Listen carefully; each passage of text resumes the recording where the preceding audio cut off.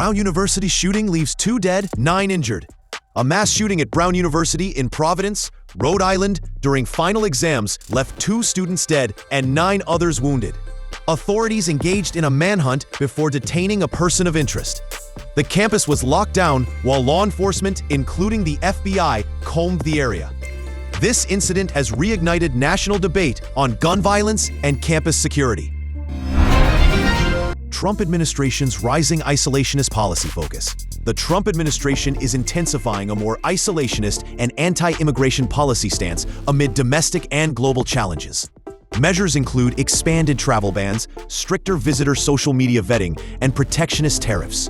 Critics warn that distancing the U.S. from global cooperation could harm diplomatic relations and economic stability. These moves reflect a shift toward prioritizing national cultural identity and economic self-protection.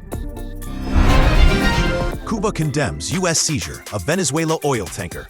Cuba has strongly criticized the U.S. seizure of a Venezuela-bound oil tanker, calling it maritime terrorism and a breach of international law. The vessel's nearly 2 million barrels of crude were redirected to Texas under U.S. sanctions. The action has drawn diplomatic tension and sparked debate over U.S. foreign policy toward Latin America. USA shooting wins 6 medals at World Cup final.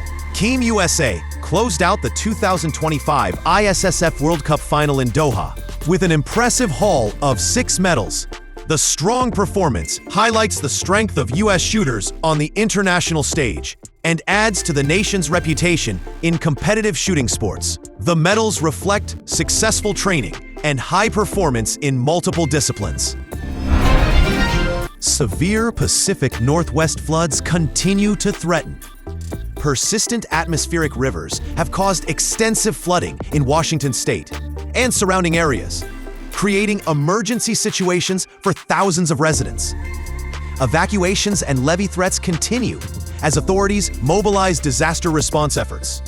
The severe weather underscores growing climate-driven risks facing the Pacific Northwest. U.S. healthcare medication supply faces crisis. Health experts warn the U.S. healthcare system is increasingly at risk due to heavy reliance on foreign production of essential medications and active ingredients. Over 80% of generic drug components are produced overseas, contributing to chronic shortages in hospitals, including life-saving treatments like chemotherapy drugs. Bipartisan efforts are underway to bolster domestic pharmaceutical manufacturing. United Airlines flight returns after engine failure. A United Airlines flight was forced to return to a Washington area airport soon after takeoff due to engine power loss, prompting a precautionary landing. No injuries have been reported, but the incident highlights ongoing concerns about aircraft maintenance and aviation safety standards.